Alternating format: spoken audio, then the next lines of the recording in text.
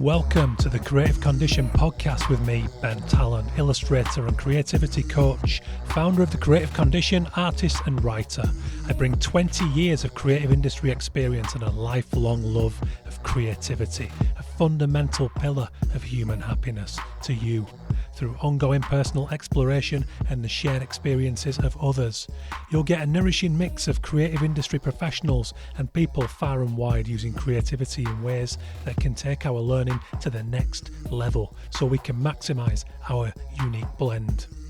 The show's been supported from day one by Illustration X, a tremendous illustration agency representing a shining global roster of illustrators and animators over at illustrationx.com. The music for the show is by Dirty Freud, who you can listen to now on all good streaming services. And for everything else, for my coaching, resources and inspiration, head to thecreativecondition.com.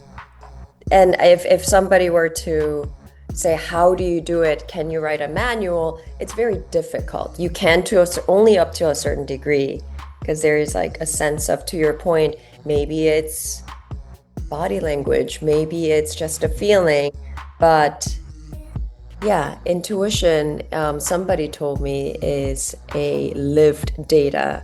So as I grow older, I'm more keen to lean on that and trust it. Today I'm joined by Min Lew. Min is the managing partner and executive creative director at Base Design. We're getting into a hell of a lot of things.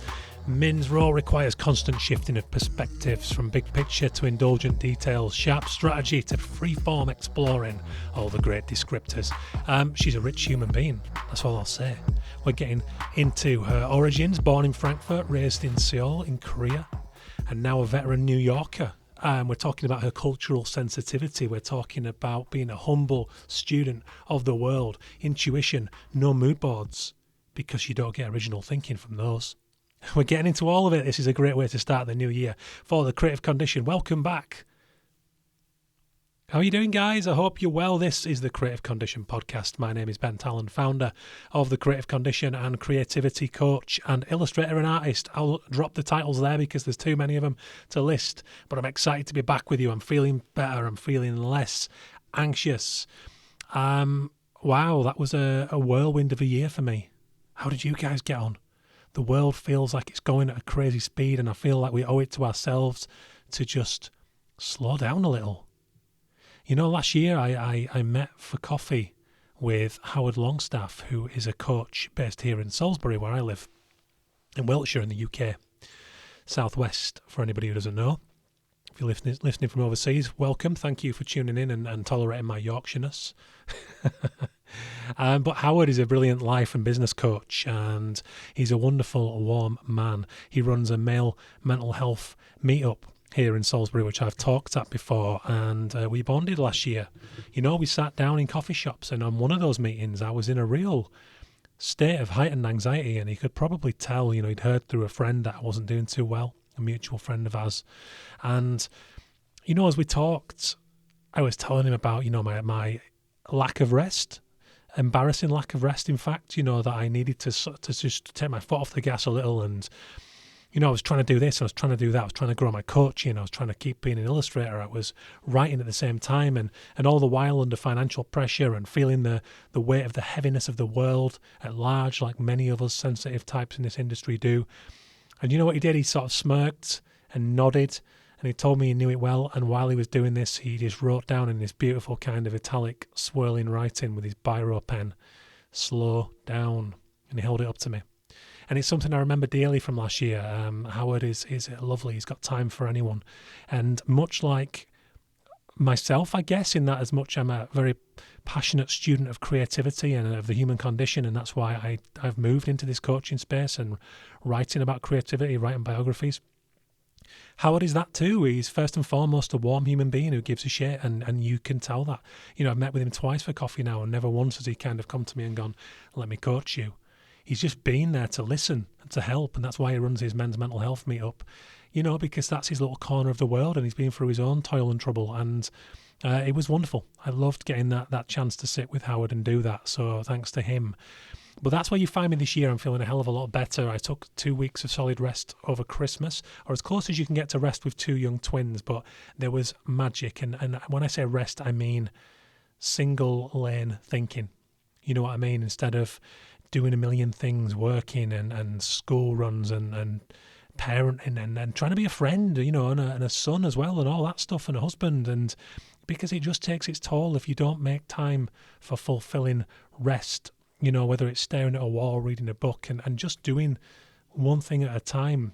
There was quite a few lovely walks into the countryside over Christmas and long dog walks in the frost. And it was really beautiful because even though the worries are still there, because life is uncertain and life is full of worries, what I learned last year in a big way is that it's how you respond to them. And actually, a big part of anxiety was not policing my thoughts, just allowing myself not to be organised and letting the chaos of life just pinball around my brain too often and lead me down these paths where I would find myself worrying about anything from mortality to climate to work and money and anything else in between was just sucked into that vortex. And it was a really troubling time for me at times, Several nights of zero sleep, about 12 times last year. I had no sleep whatsoever because I just got myself so whipped up into an overthinking frenzy.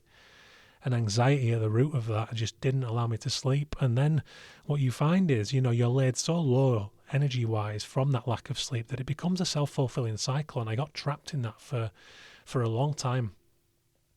One of the great outlets was doing the coaching last year. I keep talking about my pit stop session. I now have a brand new offer, which is for anyone really. It's anyone who wants to understand their story better and use it as a compass moving forward.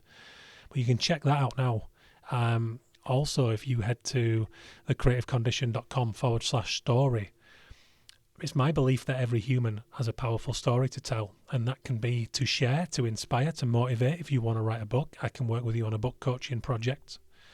But I've distilled this down into a smaller offer because I know that not everyone wants to write a book or has the capacity or the budget to do so. So I've done a 4-stage coaching offer. It might work for founders, it might work for CEOs, it might work for creative directors, it might work for anyone who wants to literally write their story with me as a compass for moving forward. We'll find your values, we'll find the dots that join throughout your life. We will write your story so that you can become the author of your life moving forward. So if you're running an agency and you feel like you're dragged from pillar to post and you're bouncing from firefight to firefight, which is something I've observed in so many founders that I've interviewed through the Creative Condition podcast, I would love to help. I'm a natural born storyteller. I have grown up living for stories. I have 9 books of my own, a number of fiction, short story collections. I'm a real observer of life and the human condition, and I write about that in a very darkly comedic way.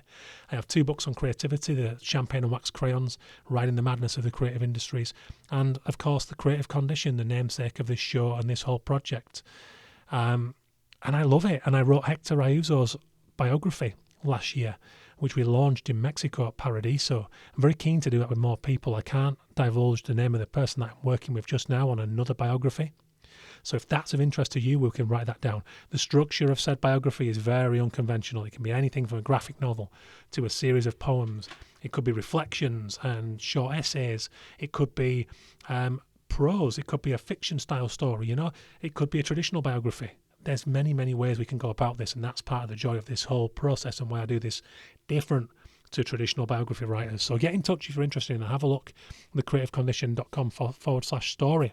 I have pit stop coaching sessions lined up in January. I'm very excited about those, helping other creatives, artists, designers, musicians, writers just realign with where they need to be, understanding their own story. We go through origin story. We go through all of that stuff. We look at frustrations, blocks, flaws. We go through the entire makeup of your creativity, your current situation, your life. How does your relationship affect your creativity? How does your domestic responsibilities come into play? We leave no stone unturned in that pit stop process, and at the end of it you get recommendation notes to help you move forward with plans, with exercises, with strategies and structures. So if that sounds good to you, get in touch. I would love to book more in for this start of the new year, new you and all that. So have a look at that stuff at thecreativecondition.com/coach. Other than that, thank you for listening to the podcast. Please do tell a friend. Massive thank you to the founding sponsor of the show. Returning for the 11th year of this show, Illustration X. They represent a global range of wonderfully talented illustrators and animators, and you can see all of that, plus the ongoing work of the agency and the creative industry. They do a lot of important work, so check that all out now, illustrationx.com. Continue to support the Ukrainian Institute, who you can see at ui.org.ua, doing amazing work supporting the creative community, brave, bold creative community, inspiring creative community in Ukraine. And you can do that now. I don't need to tell you why. It's an important time for those guys. And that's it. Let's get into Min Lew, who is today's guest on the show. So Base Design in New York, do a lot of global work, big projects. And Min, so here's the bio, as the head of Base New York, Min oversees the studio's creative output and the business. In her primary role as a brand therapist, she brings 2 decades of experience working intimately with founders and CEOs to help them build visionary brands.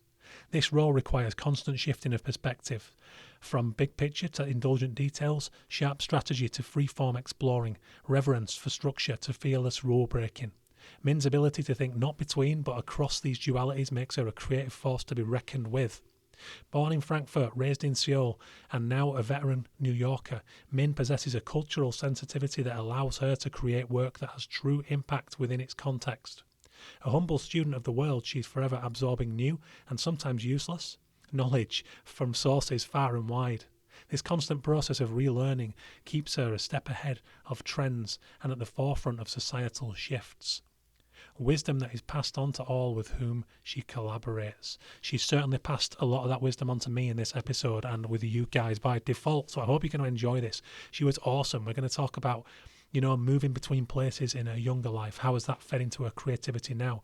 The need for original thinking and not reverting to type like mood boards. This is a great one. This is really, really interesting stuff. It's going to work for anyone, but if you're in design and branding and agency world, this is really going to be a tour de force for you. So I hope you enjoy. I would love your feedback. Please get that to me. ben@bentalon.com. Always happy to hear from the listeners. You can message me on LinkedIn. That is my primary social media format. Other than that, get in touch. Let's work together on the coaching.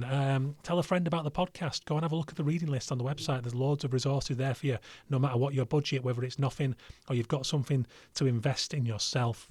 Lovely. Cheers, guys. I hope the new year has started well for you. I hope you're feeling inspired. Enjoy this conversation with Min Lew. I am Korean, still have my Korean passport. But I was born in Germany due to my father's, his career.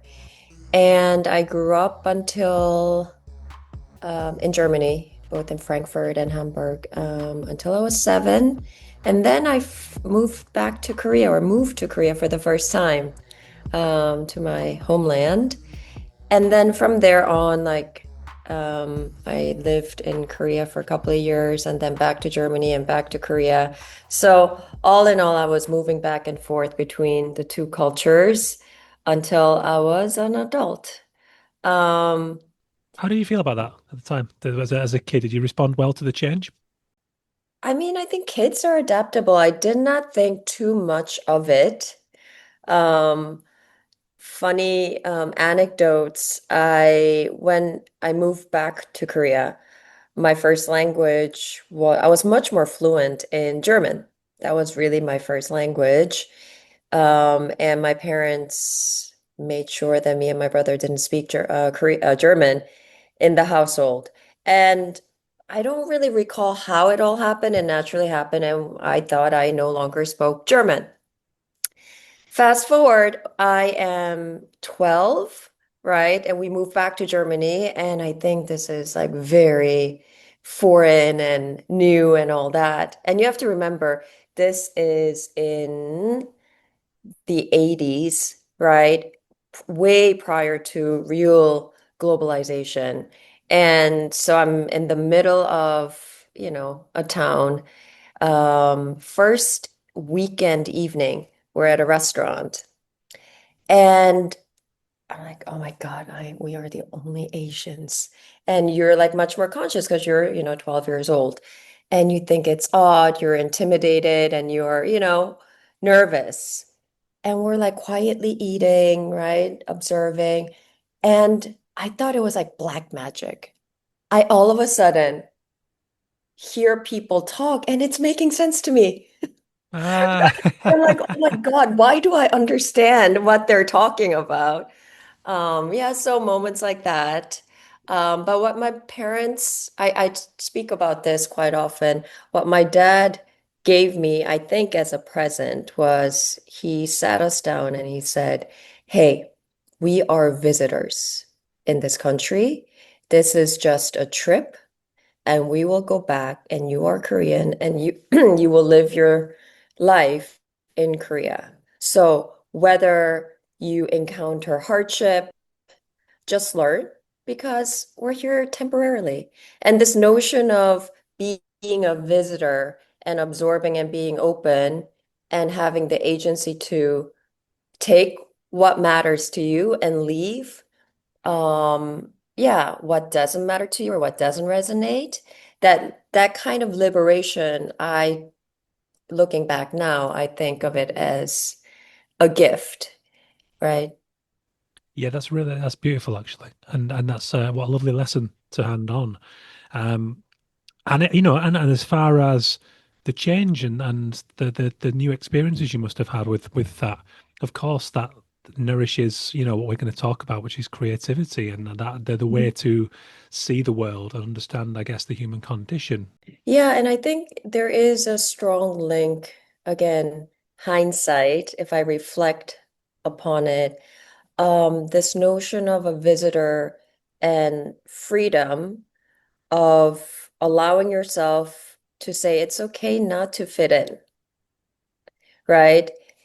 Between that and, our job as branders, I consider myself as one, is to actually help people stand out, Hmm. belong but not belong, and forge new things. And so I see a very deeper subconscious connection between the framework that my father gave me and the framework that I'm using in my professional life of understanding, right, the context, but then yeah, feeling comfortable in digging into what you have to offer. Yes, absolutely, because for so many reasons, people seek to conform.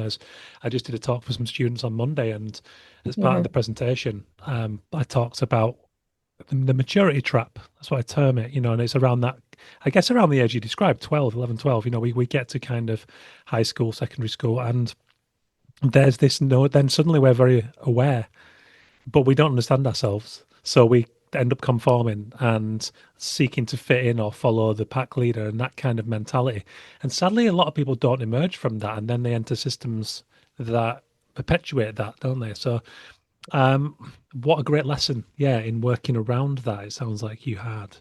Were you an observant kid, and just as a person in general? I, yes, for sure. Sometimes I tell my clients when we first engage, think of this as your professional, your company's therapy room. Tell me, what you're dreaming. Tell me what your problems are, and tell me who you want to be when you grow up, right? And secretly, maybe I do want to be a psychiatrist deep down.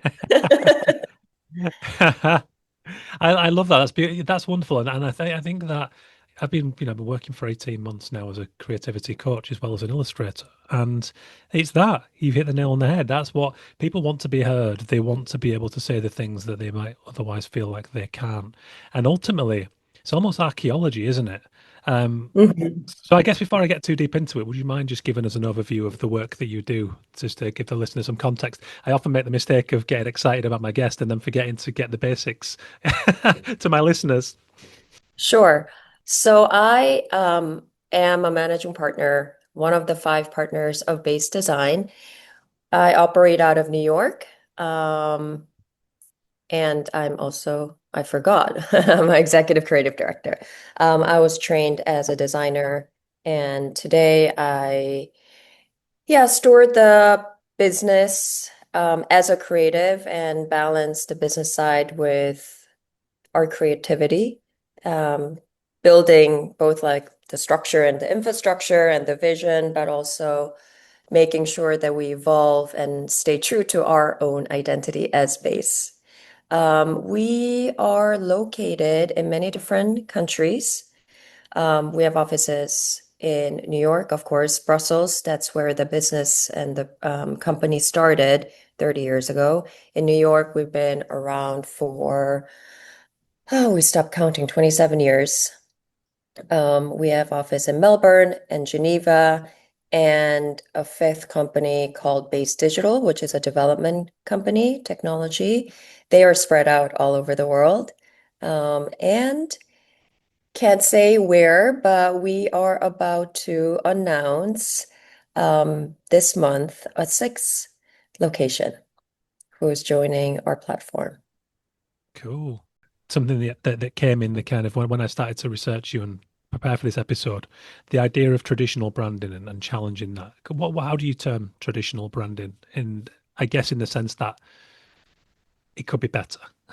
Branding depends on which definition, right? At what moment you look at the terminology branding on that timeline. Historically, it was mainly about the mark, obviously, right? The term comes from the kettle business where you make sure that you put a mark of your ownership on Mhm. a cow. Um, Fast forward, I think, the visual identity system, communication, um, brand world building, all those terminologies have indicates that we've been evolving and expanding what branding means, which is essentially identifying who you're for and what you stand for, and then how do you then um, deploy that across your entire ecosystem. Um, as a professional, what I'm busy with these days is I feel that we are at the peak, if not past the peak of branding, meaning there's so many different brands that come up or established brands that rebrand themselves. We are like infiltrated with amazing brands, beautifully designed, clear in what they offer. And you go down to a bodega, you go to a gas station, you go online, obviously, and you just see so many great, beautiful designs everywhere, right? Great storytelling, emotive communication, well-crafted materials. And so I'm busy with what's next? Do we keep playing this game, right? And are we just adding, despite high quality, right? Do we keep adding to that, you know, um, beautiful noise, Mhm. right? And what is next? And, what is the next game? And what's the next paradigm? I think, yeah, that really, really keeps me busy. Yeah.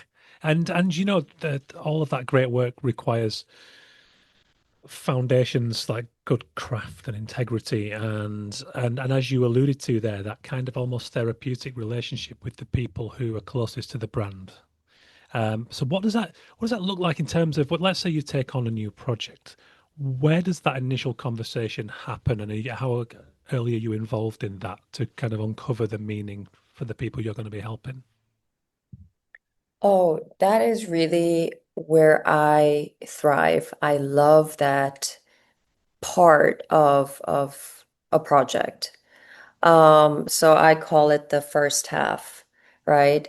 And it starts from meeting the client prior engagement, right? You try to understand where they are, how seriously are they valuing the notion of brand? What are, like I said earlier, what are their dreams? What are they struggling with? What actually works and who are they? And Also, is there a clear alignment, authentic alignment between the decision maker and what they're saying and what the business goals are? Um, I try to, yeah, listen, understand, really get to the essence of the condition they're walking, yeah, into, or we're walking into. Um, and if there is a great alignment, meaning that we feel confident that we are the right partners, we can really, really help them, and they are um, authentically desiring to be an amazing brand, we, and there's a click, of course, then we engage. And once we engage, it's really now with the fuller team, very integrated team from every different discipline. We start together, and I call that a roundtable approach, so that even though your work, let's say digital work, tends to happen a little bit later before after the definition work is done, which is normally what we call strategy. Say those team members are present in the very, very early stage of learning about the client, and it goes for all the different departments.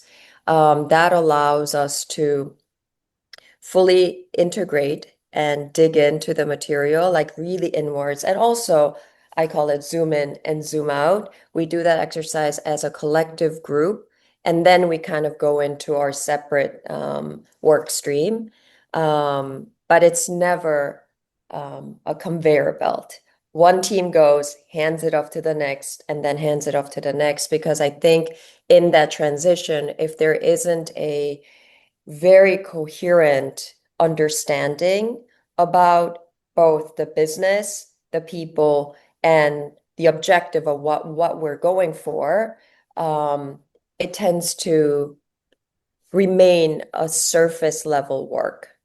Yeah, that's absolutely right. And I think that's the downside of the ubiquity of technology we have at our fingertips today, is that there's a very easy, aesthetically moderate, okay quality solution Mhm. that's there at low cost. So therefore, there's this. You mentioned the kind of the amount of good quality work that's out there that has to be maybe better than ever to stand out above all that stuff.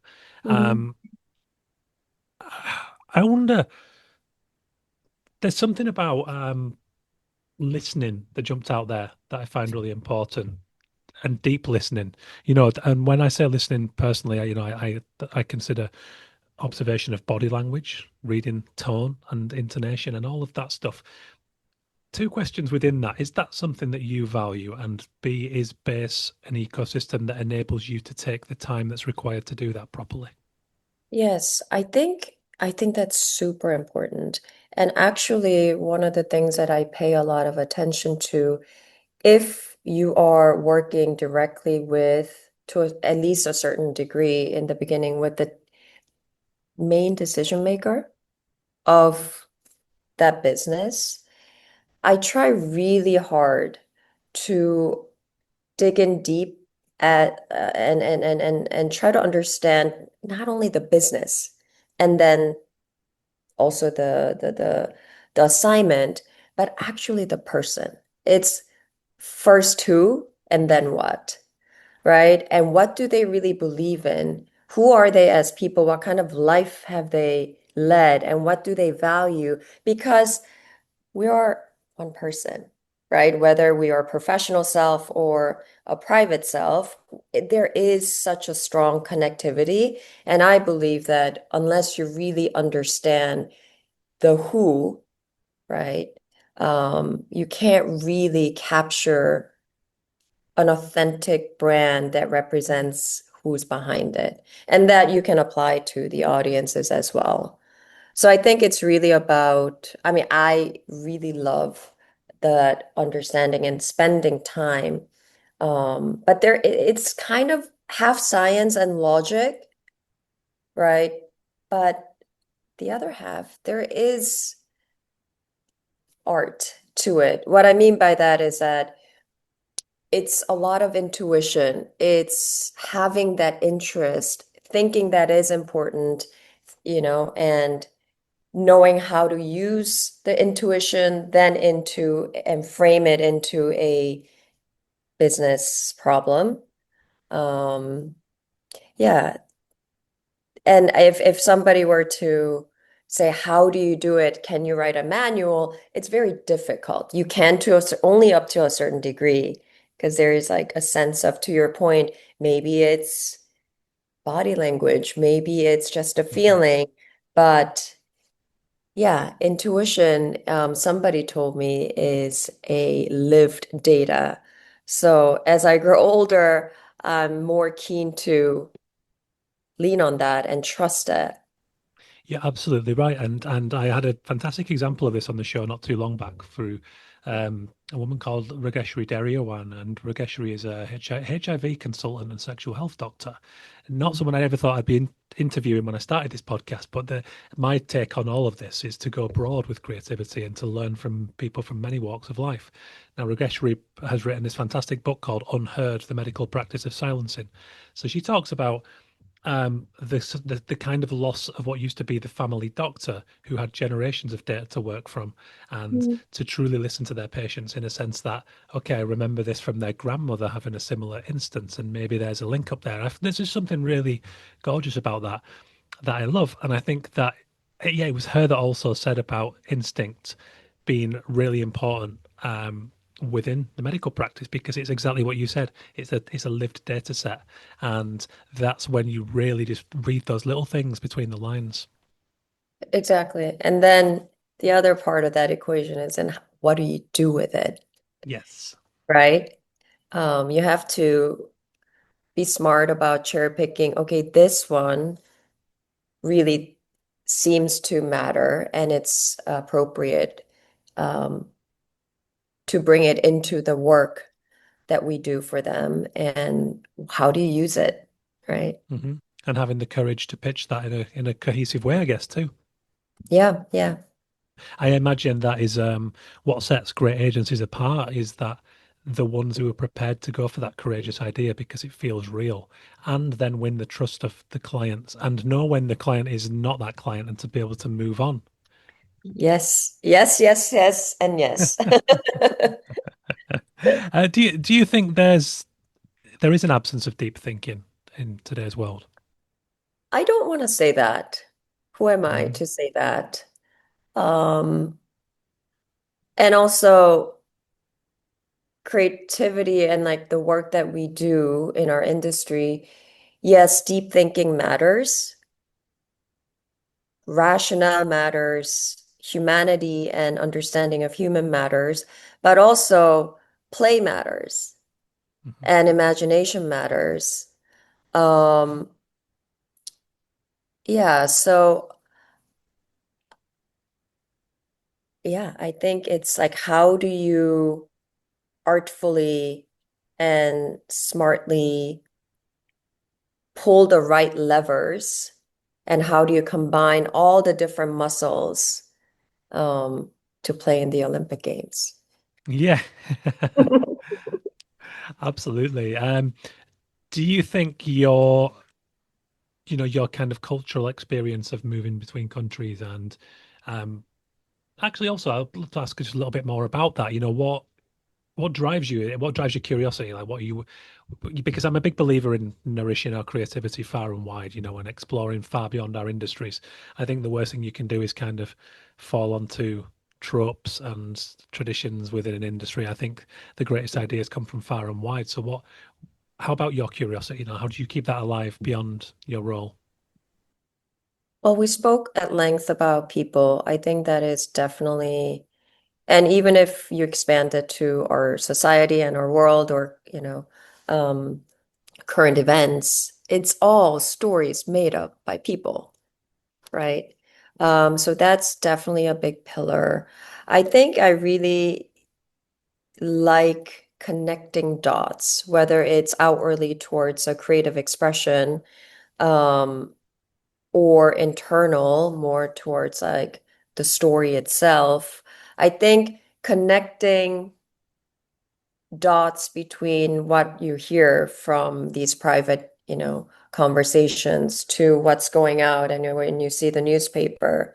And what you learn from the younger generation in the studio, observing them, that and you learn, oh, maybe that generation thinks in this way, really trying to always connect the dots. And as things progress and our culture evolves and new trend comes and new generations continuously come into the conversation, I think that the narrative of how you first, what you connect and the narrative that comes out of that connections constantly changes.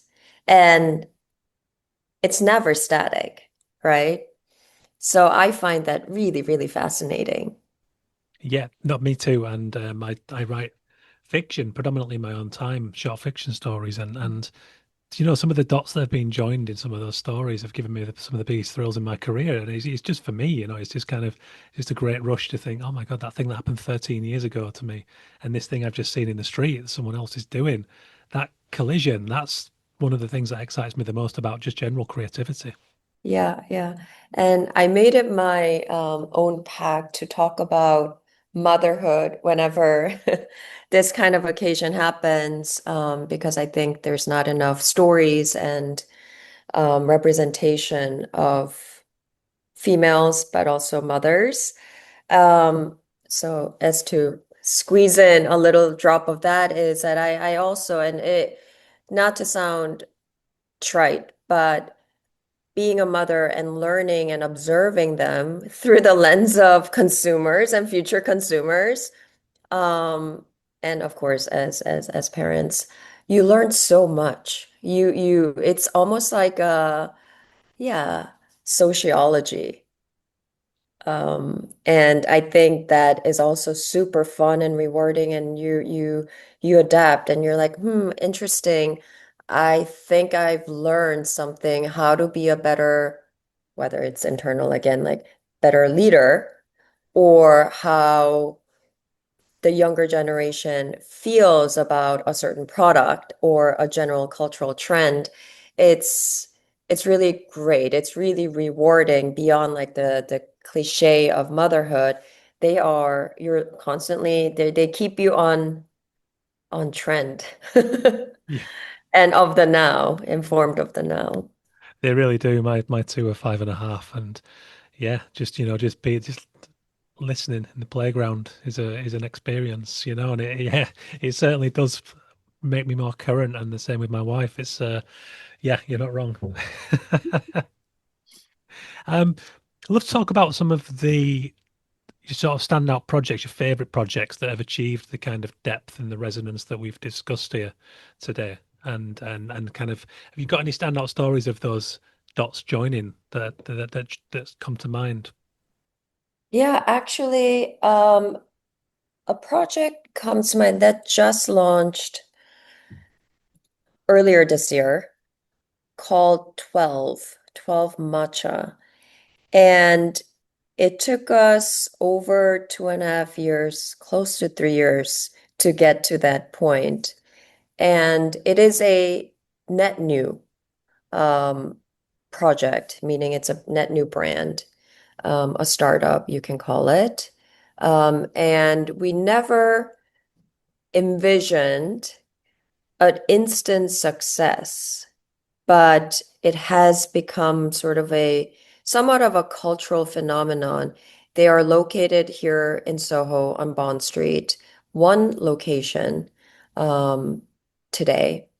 And there's been for the past 6 months a line, and it became sort of a social media frenzy, whereby even internationally people know about it, talk about it, and when they do come to New York, it becomes part of their itinerary.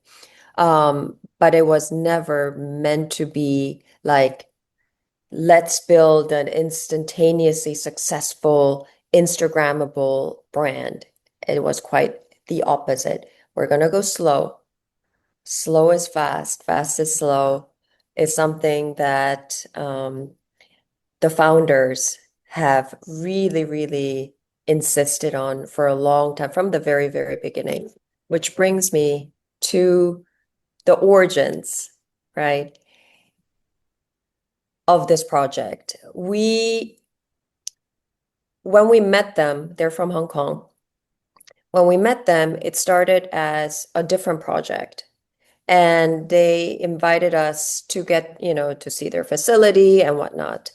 Of course, we did a lot of learning and we went through a brief. We discussed about the business and the goals and whatnot, everything that any agency would do.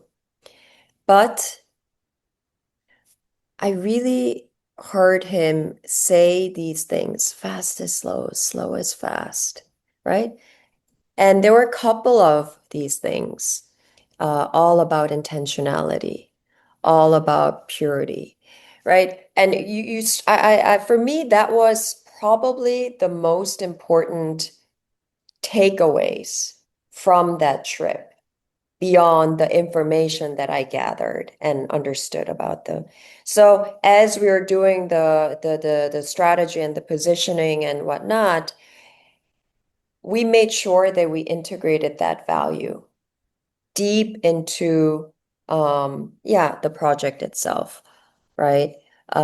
Where every single detail does matter. We're gonna go for the long vision, not the short instant success, even though ironically it happened that way. And we're not necessarily viewing that as a victory. We said, let's be careful. Let's not lose sight of the big vision, what we intentionally intended to build over many, many, many years, if not a decade or two. Let's stick to our guns. So it becomes a brand value that really, really sticks while we're obviously marrying that with, okay, think matcha. I'm sure I know as a fact that in UK, it's a global phenomenon. Matcha is an, new coffee, right? And there are quite a lot of players in that sphere. And what they've done is when we looked around, there were two categories. One, kind of the classic expression of a startup. Matcha is fun. Matcha is lifestyle. Matcha is, right? Like linking that with the current trends of where culture and, people are. And then the other category, hyper, hyper Japanese and rooted in tradition. And we saw a gap between the two. We are not, we called it internally, we want to be the anti-Starbucks. We're not chasing that game, but we're not necessarily Japanese, right? Um, so let's envision a contemporary, but honoring the traditions, but something that can be timeless, right? And something new. Right? Those are sort of the strategic conversations. And fun fact, when they changed the category into matcha as a business idea, we proposed, hey, let's go to New York. Don't open anywhere else. Let's have our first store, flagship store. It's less about the store, it's about an expression of the brand. Let's go to New York. One of the founders have never even been to New York. The other founder obviously was based out of New York. So we said, let's go to New York. Here are our reasons. And let's build a coalition, right? Who can share our DNA of intentionality about long-term doing things right, who can share those values. So what we've done as an agency is next to us, we've invited a lot of our um, industry friends that we've worked with before, or invited folks that we thought would be just like that, folks that we admired and would think would be a great part of the team. So we kind of created this coalition of architect, scientist, entrepreneur in the F&B business, ourselves as branding agency, a product design agency, right? So forth and so on, to really then build a brand, not just in the classic sense of, you know, design, but really a ecosystem and a world. That's yeah, and essence is crucial, and I think that you don't get good essence, whether that's minimal in the design style or not.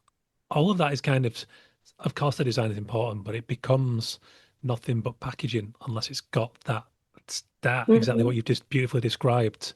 That willingness to capture a culture and a voice and see the gap in between.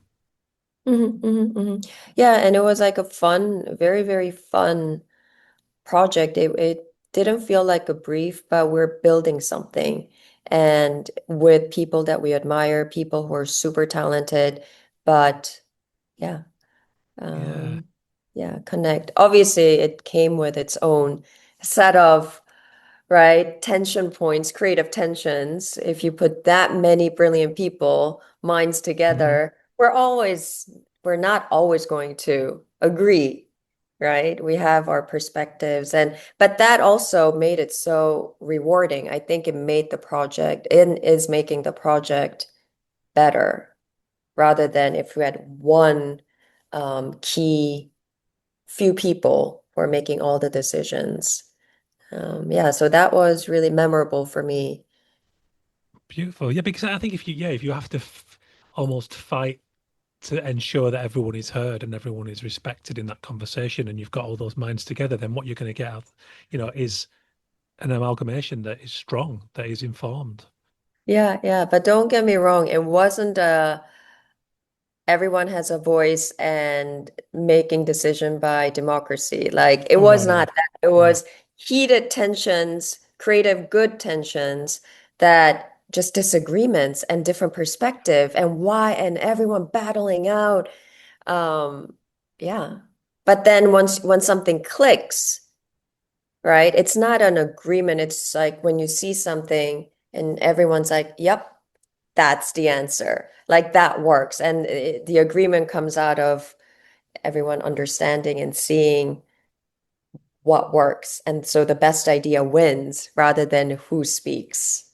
Yeah, and I hear a lot of people in the industry today talk about the sheer time pressure. To go back to your earlier conversation about that kind of probative chat and the importance of understanding the human who's making the decision. Once you carry that out successfully, then I guess that would win you the space and the freedom to do exactly what you've just described. Is that right? Yes, absolutely. Once you get to that space exactly, once you have that click, and you have the shorthand with one another, decisions and the deliberation time, because I'm sure you're aware too, sometimes the project timeline extends not because there's more um, making time, but either you just wait for the clients to hash out their disagreement, or you go into rounds and rounds and rounds and rounds, sometimes only to tease out and help facilitate alignment. But if you do the hard work and spend more time up front, those conversations and the process just becomes easier and you can really focus on craft and ideas and yeah, beauty. Yeah, and then you've got the most important anchor of all in place. I heard you on a previous interview actually that I listened to as part of the research talk about not loving and maybe even not allowing mood boards once a project has started. If you could elaborate on that, I love that so much, and I'm so aligned with it. Well, I think if you start with the mood board, I understand why one does that. It's to create inst or faster alignment among a big team, a certain look and feel, right? And even with the clients, this is a look and feel. That's another world, and that's another world. And yet, for me, like that is very superficial. superficial, meaning it traps you to do more iterative work, meaning it's a very stylistic way of approaching something. Because it's look and feel, you're protected to not put specific words to it, right? So instead of like spending a lot of time naming the idea, what is the idea, right? And how does that reflect the world and the business and the client? Instead of spending time digging in and zooming out, you're really looking at look and feel and a vibe, which I think leads you to do more superficial work, whether it's chasing a certain style and yeah, more likely you're going to copy something, right? And then you're not spending enough time to name what it is that you're trying to communicate. So I prefer the other way. It could land into a mood board if we really, really needed to in that situation, but I'm more interested in what is the idea, meaning like conceptually, what's the story? What is the message of this company to the world? And then how then can we express that? What are the many ways of expressing it? But let's get our hands dirty, go wide. It can be rough against that concept. And I prefer that kind of our own, quick and dirty mood board around a big idea and working off of that because then it forces you to be truer to the idea. And in that making, maybe I think there's a higher chance of doing something a little bit more authentic rather than, "Ooh, I like that. I'm going to make something quite different, but kind of the same." Yes. Yeah, and that's the thing, isn't it? This is why I try to caution students, relying on Pinterest, for example. Not that these aren't great tools, and I use them myself sometimes to collate things for the right reasons, but it it invariably leads you to the sameness that we're tending to see now in the world, somewhat. Yeah, and I mean, I think that all of us, whether it's Pinterest or whatever platform we're using, we're constantly looking. So it's all in our mind, right?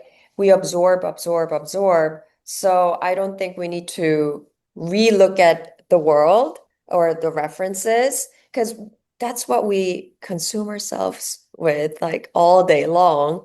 So when it's like actually project time, I prefer to envision like what could Mhm. it be? What are the messages? And then sketch.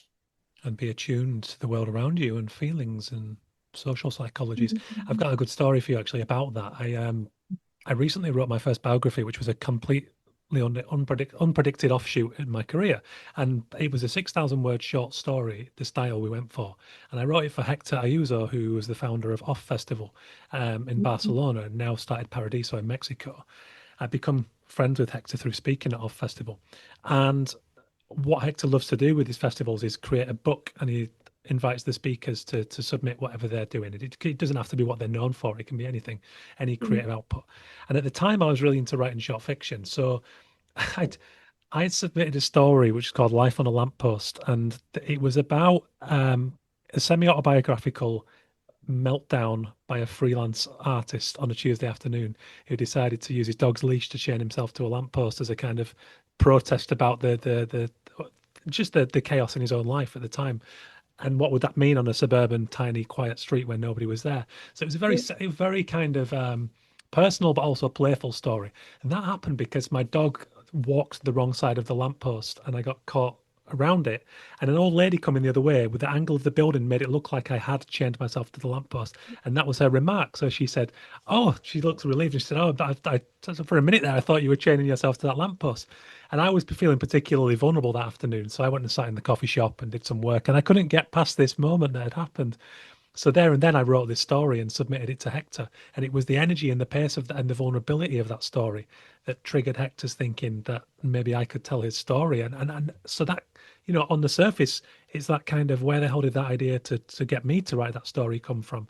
But then it was a moment in time. If I'd been busy looking at my phone and not had that interaction, then that doesn't happen. And it just goes to show, doesn't it? You can never tell what's going to come from these moments if you're attentive. Yeah, and the beauty and the magic of serendipity, but also the magic of connecting dots and making, creating something out of that moment, right? Yeah. That's what creativity is all Hmm. about. Yeah, and without doubt, I should have been doing something else, marketing or client work. But I felt rough that afternoon. The thing happened, and I wrote the story Yeah, because I yeah. felt it there. Sometimes and I guess that to come back to your world, it's vital, isn't it, for agencies to make the space for their staff to be responsive like that, or to act on something that might happen that might not maybe be in the workflow, but if it's important and it's felt and it's done in the right way, it's vital to have room for that. Yes, absolutely. Otherwise, how are we different with AI, Hmm. especially these days, right? Yeah. Um, yeah, and I think who you bring on the bus is really, really important, right? Like people who have, of course, like masterful skills, whatever they are, right? But also that capacity to go beyond the technicalities of their craft or their profession.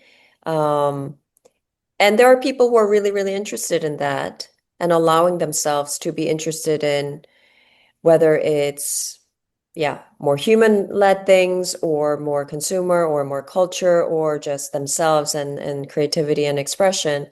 I think trying to also see that in the person beyond the job description, what else are they going to bring to the table and trying to look out for that and what kind of energies, what kind of interests, what kind of profiles are you, yeah, bringing into the company so that it's not a monotone, that it is quite different, while the other half of what qualifies you in that position is pretty technical. I agree wholeheartedly, and I've done over 300 episodes of this show now, and that is consistent among every good agency. Every founder of every good agency has a great appreciation for that. They all say that maybe even the balance is over 50% in terms of the story, the person's story, what they bring in terms of a human life. Mhm. And, yeah, you put that together with good skills and competency, and you've got something magic. Exactly. What else is your big learnings from doing all these podcasts? It's just about it's the human condition. This is what pushed me towards doing coaching work because I have been doing this for 10 years now, and the listenership's reasonable. Could be better if I had more, if I wasn't juggling so many things. But more importantly, it's a pure passion. I love helping people, and I see creativity as being utterly crucial to our future as a human species. I think it always was. I think it's going to be, to address the challenges we all face collectively, but also individually. And so to learn about that through, I've had firefighters on the show, I've had Olympic gold medal winning rugby coaches, I've had Mhm. um, doctors, as I mentioned earlier. I love to bounce between people in our industry who are doing great work like yourself, and then go completely wild and go off and find some unpredictable guest, neuroscientist or something, because that is what I then realized after 10 years is I've got this bank of a decade's worth of knowledge that whenever I have conversations with people in or beyond our industry, I seem to be able to join ever wider dots. So it made me think, okay, the world is changing. Illustration isn't the buoyant market it has been for me the last 18 years. But here's this thing I'm truly passionate about, and I can see a way that this can help people, whether it's businesses or individuals. And so it's that, yeah, it's been able to kind of look at creativity through such a broad lens that no matter the problem, whether it's a student struggling on a degree course or a founder who's lost their way and become cut off from the magic that drew them to the industry in the first place. I find that there's something I can always draw upon to help, and I get a great rush out of that. Amazing. Last question for this, but what kind of, I mean, limitations removed. what's the kind of romantic creative future for you, moving forward? Because you talked about the evolution of branding and what the place where we're at now, like peak or maybe just past peak. What kind of creative industry slash role of creativity in the human species would you love to see moving forward? Big question. Very big question. Um, More practically speaking, I would like to see our industry um, get away and break down the formula a bit. And what I mean by that is we have to all have a brand platform. We have to have a great visual identity system. We have to have a great mark, and we have to have great images. We have to have great personality. We have to have great partnerships and go out and do experiential things. All true. But is there a different way of getting to which I think is all about connecting, with people and engaging as a business with a certain group of people that, you can rally on behalf of. Um, is there a different way? What are the different ways of getting to that ultimate, right, goal without checking the checklist of what a great branding is? I think re-questioning that will be a healthy exercise for me. That's what I keep thinking about. But yeah, even for the industry at large. And I think Great. we might have to do that anyways with the shift of technology. Um, yeah, and maybe that it could be a threat, but it could be a great opportunity to write that next chapter of what branding looks like and what design looks like. Fantastic answer. Yeah, and I agree too. It's always looking for that opportunity, isn't it? And managing the threat. Well, this has been an absolute pleasure, Min. And Yes, it was so fun. Thank you so much for having me. no, my pleasure. And yeah, I'm excited to see what's next. Yes, me too. Thank you so much. Massive thank you and appreciation to Min Lew for taking the time out of her schedule at Base New York to have this wonderful, illuminating conversation. And I hope you took even a percentage of what I took from it in terms of inspiration and energy and insights into what a creative career and a creative mindset can look like. I love that stuff about mood boards, about intuition as lived data. Beautiful way of putting that. I found Min completely inspiring, so a massive thank you to her and for Red Setter PR for arranging the conversation, and a big thank you as ever to the founding sponsor of the show, Illustration X. You can see their global range of stunning illustration and animation portfolios now at illustrationx.com. How did you find it? Let me know. I'm always up for a chat. Ben@bentalon.com, whether that's about mental health, creativity, the human condition, or this podcast. Get in touch, let's have a natter, let's talk creativity, let's talk all of it. And if you want something more bespoke, then let's talk about the coaching programs now offered through the Creative Condition. I love this work, it is incredibly fulfilling. I like to help people, I like to help them understand themselves and their creativity and tell their story, to work with their strong suits, their unique abilities, their unique lived experience, and that's what the coaching is all about. So if you're interested in that, there are many ways you can access it, whether it's a pit stop session, a deep dive, an intensive, a one-stop pit stop. That's what it says on the tin. We get you realigned, we get you energized, we talk about your strengths, your frustrations, your blocks, your current position, where you've come from, your origin story, and we point it all forwards by looking at your entire map of creativity through my Anatomy of Creativity framework, which is designed especially for my coaching.